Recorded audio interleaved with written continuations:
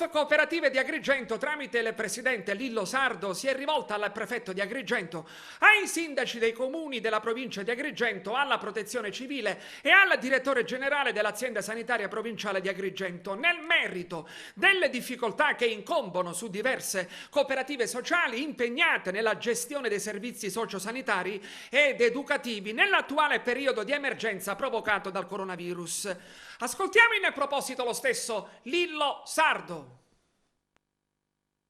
Come molti sanno, noi ci occupiamo di cooperative. All'interno del nostro panorama sono aderenti oltre 100 cooperative sociali, tra cui l'80% di questi gestiscono case residenziali dove ci sono minori, dove ci sono anziani, dove ci sono disabili mentali e dove ci sono minori non accompagnati.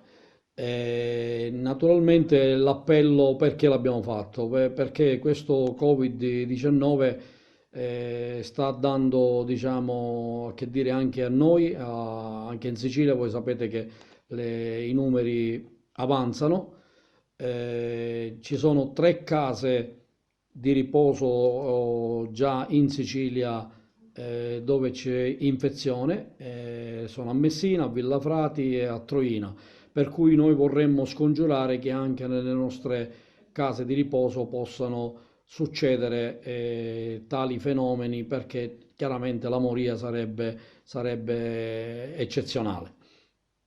Ci siamo rivolti a queste autorità di cui parlavo perché, quale motivo? Perché a noi manca uno screening sanitario, cioè a dire i tamponi al personale impegnato nelle strutture residenziali. Secondo noi va fatto subito, almeno a questo personale.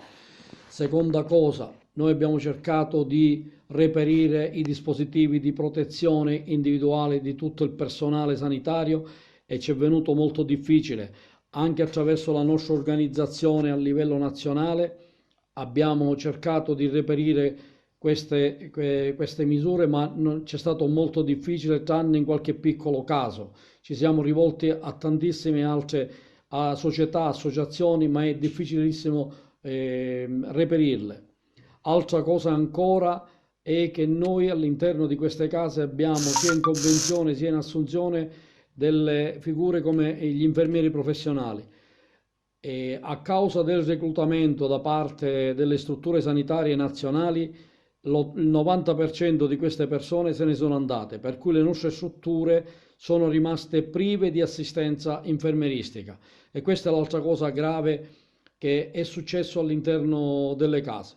Per non parlare in ultimo per quanto riguarda la situazione finanziaria in cui rivestono queste case, perché da più di un anno e addirittura ci sono chi ha 18 mesi che gli enti locali, l'assessorato o anche la prefettura in alcuni casi non hanno elargito le somme, pertanto queste cooperative, queste società si trovano in bruttissime acque. Per cui l'appello che facciamo alle autorità è proprio di venire incontro su queste tematiche per non consentire eventuali infezioni nelle nostre case, perché altrimenti sarebbe veramente un disastro, tenendo presente che abbiamo circa 80-90 case e che ad ognuna ci sono chi più chi meno più di 10-15 persone ricoverate, quindi voi, come potete capire, abbiamo oltre 1000 pazienti che curiamo.